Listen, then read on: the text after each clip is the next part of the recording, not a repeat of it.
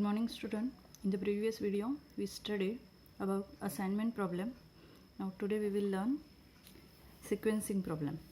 So the definition: in sequencing problem, one has to determine the order or sequence in which the jobs are to be processed through machines so as to minimize the time, total processing time.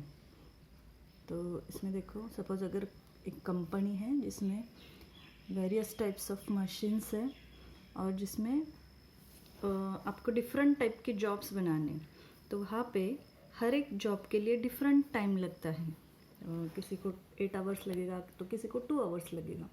तो ऐसे different type के अगर jobs है जो एक machine से पास होकर दूसरे मशीन में जाने वाले, तो वहाँ पे क्या करना है, फिर उस जॉब का सीक्वेंस लगाना है कि पहले कौन सा जाना चाहिए, बाद में कौन सा जाना चाहिए, ताकि कम से कम टाइम में ज़्यादा से ज़्यादा प्रोडक्शन उस कंपनी को मिल जाए. तो ये है सीक्वेंसिंग प्रॉब्लम में. उसके बाद क्या दिया है, total elapse time. Total elapse time, it is the time required to complete all the jobs, the entire task. Suppose अगर 7 जॉब्स है तो 7 जॉब्स को कंप्लीट करना है, तो सीक्वेंस अगर हम अरेंज करेंगे, जिसको कम है जिसको ज़्यादा है, तो वो सीक्वेंस अरेंज करने के बाद वो पूरे जॉब ख़त्म होने के लिए जितना टाइम लगता है वो होता है टोटल इलाप्स टाइम. नेक्स्ट है idle time. Idle time is the time when a machine is available but is not being used. मतलब मशीन अवेलेबल है लेकिन वो यूज़ में नहीं है, वो बंद है, रेस्ट पोजीशन में है, तो वो टाइम होगा आइडल टाइम. ठीक है, तो जब हम एग्जाम्पल लिखेंगे तब आपको क्लियर हो जाएगा total elapse time and idle time. तो आज हम देखेंगे सीक्वेंस कैसे लगाना है. तो अगर आपको 2 मशीन्स दिए हैं और कुछ जॉब्स है उसमें, तो आपको वहाँ पे सीक्वेंस कैसे डिसाइड करना है वो आज हम देखेंगे. तो ये फर्स्ट पार्ट है इस पॉइंट का, जिसमें आपको सीक्वेंस लगाना कंपलसरी है. अगर आप सीक्वेंस अच्छे से लगाते हो तो ही आपका आगे का एग्जाम्पल करेक्ट आ जाएगा.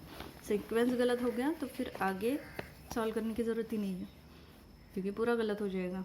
ठीक है, तो फिलहाल तो सिर्फ सीक्वेंस पढ़ाने वाली हूँ. उसके बाद नेक्स्ट लेक्चर में हम 2 मशीन्स का एग्जाम्पल और उसके बाद 3 मशीन्स का एग्जाम्पल लेंगे.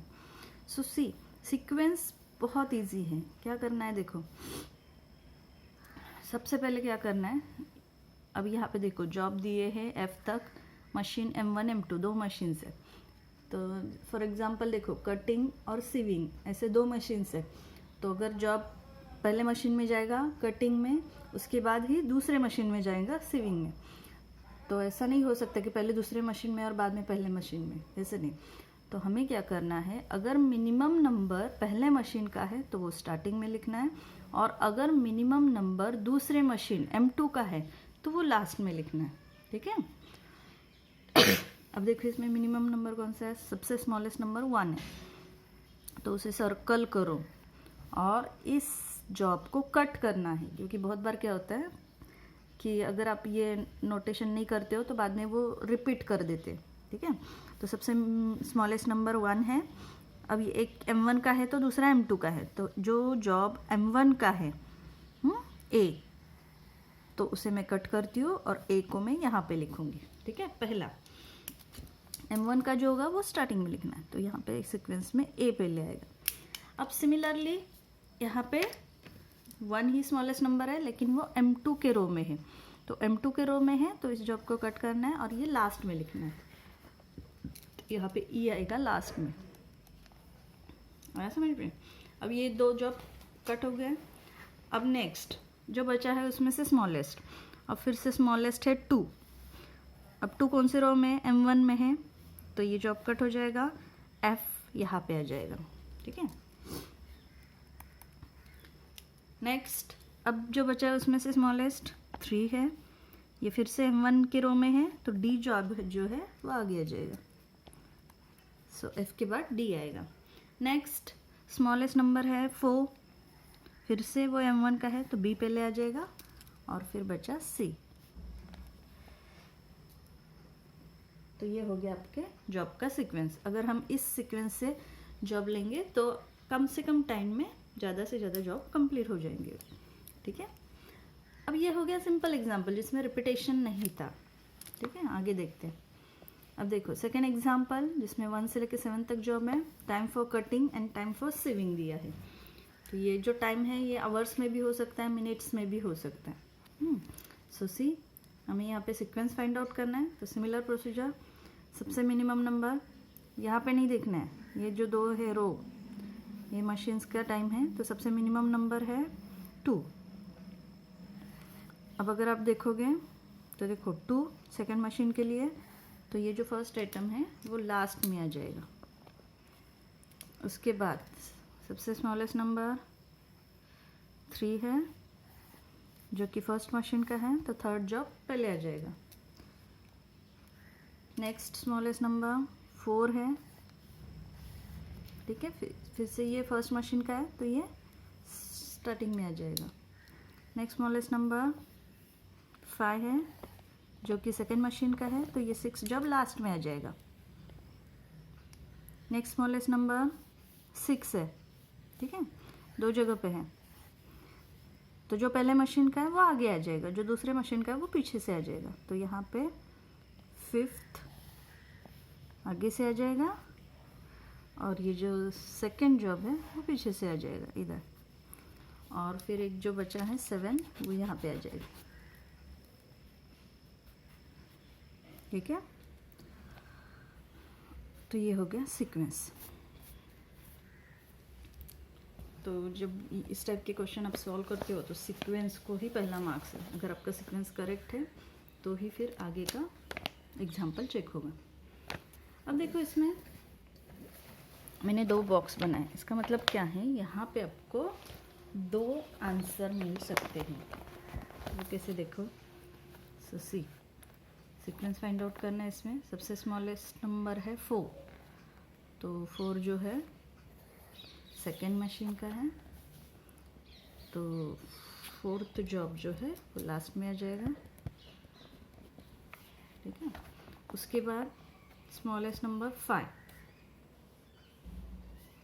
ठीक है। अब 5 अगर आप देखोगे तो 2 पोजीशन पे है, एक 3rd में है, एक 5th में है।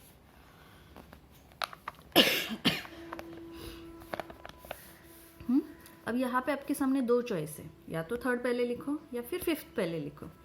तो यहाँ पे हम क्या करेंगे, 2 आंसर आ सकते हैं ना, मैं दोनों ऑप्शन आपको बताती हूँ। पहले 3rd लिखती हूँ, बाद में 5th लिखते हैं, या फिर दूसरा ऑप्शन है पहले 5th लिखो बाद में 3rd लिखो। क्यों? क्योंकि दोनों सेम मशीन के हैं, मशीन ए के सेम स्मॉलेस्ट नंबर है, ठीक है। या तो पहले 3rd ले लो या फिर पहले 5th ले लो। तो एक ऑप्शन में मैंने 3rd पहले लिया, दूसरे ऑप्शन में 5th लिया, तो ये दोनों जॉब हो गए, ठीक है। उसके बाद स्मॉलेस्ट है 6th, फिर से वैसे ही दोनों सेम मशीन के हैं, स्मॉलेस्ट नंबर है। यहाँ पे भी आपके पास चॉइस है, या तो पहले 2nd ले लो बाद में 7th ले लो, या फिर पहले 7th ले लो बाद में 2nd ले लो। तो यहाँ पे मैं पहले 2nd लेती हूँ, बाद में 7th लेती हूँ, और यहाँ पे उल्टा करते, पहले 7th लेते बाद में 2nd लेते, ठीक है। तो ये दोनों जॉब कहाँ पे अब बचा 7। अब इसमें भी एक मशीन का ए का है और दूसरा मशीन बी का है। तो इसमें हमें पता है जो बी का है वो लास्ट में आ जाएगा, मतलब फर्स्ट जॉब लास्ट में आएगा, और ये ए का है वो पहले आ जाएगा। तो यहाँ पे कुछ ऑप्शन नहीं है, आपको ये ऐसे ही आएगा, क्योंकि एक मशीन ए का है, दूसरा मशीन बी का है, ठीक है। तो यहाँ पे 2 चॉइस है। अब इसमें और भी 2 चॉइस आएंगे, देखो ये सेम रखोगे, ये 2 यहाँ पे लिखोगे तो और भी 2 चॉइस आएंगे। अब कुछ सभी चॉइस नहीं लिखना, कोई भी एक आंसर लिखोगे सफिशिएंट है। यहाँ पे मैंने 2 आपको दिखा है, दोनों में से आप कोई भी एक सीक्वेंस लिखोगे और आगे का एग्जाम्पल सॉल्व करोगे तो भी सफिशिएंट है। सी द लास्ट एग्जाम्पल, फिर से स्मॉलेस्ट नंबर देखो, स्मॉलेस्ट नंबर है 5, जो कि एक ए का है, दूसरा बी का है। तो जो ए का है वो पहले आ जाएगा, जो बी का है वो लास्ट में आ जाएगा, ठीक है। अब उसके बाद स्मॉलेस्ट है 7, ए का है तो वो पहले आ जाएगा। उसके बाद स्मॉलेस्ट है 10, ठीक है। अब यहाँ पे भी देखो, दोनों ए में भी है और बी में भी है, यहाँ पे आपके पास चॉइस है, या तो पहले लिखो या फिर लास्ट में लिखो, ठीक है। तो यहाँ पे दूसरा चॉइस बताती हूँ मैं, या तो आप फोर्थ पहले लिखो तो यहाँ पे आ जाएगा, या तो आप फोर्थ को लास्ट में लिखो तो फिर यहाँ पे आ जाएगा। आया समझ में? दो डिफरेंट चॉइसेस है, 10 है, सिमिलर नंबर है दोनों मशीन के लिए, तो या तो पहले लिखो या फिर लास्ट में लिखो, दोनों में से कोई भी एक ऑप्शन आप चूज कर सकते हो, ठीक है। अब इसके बाद मिनिमम है 14, जो कि 3 जगह पे है, तो 3 में से एक तो ऊपर है मशीन ए के लिए, तो ये पता है ये आगे ही आ जाएगा, तो 5 यहाँ पे आगे आ जाएगा।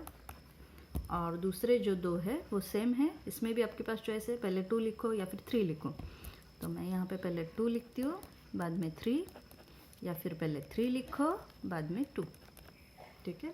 तो ऐसे अगर सेम नंबर आते हैं तो आपके पास चॉइस है, आप वहाँ पे कोई भी चॉइस दोनों में से यूज़ कर सकते हो, लेकिन सीक्वेंस वाइज ही आपको जाना है। तो पहला पार्ट है सीक्वेंसी का, ये सीक्वेंस डिसाइड करना है, और उसके बाद आगे का पार्ट है जो कि हम नेक्स्ट लेक्चर में पढ़ेंगे। Thank you.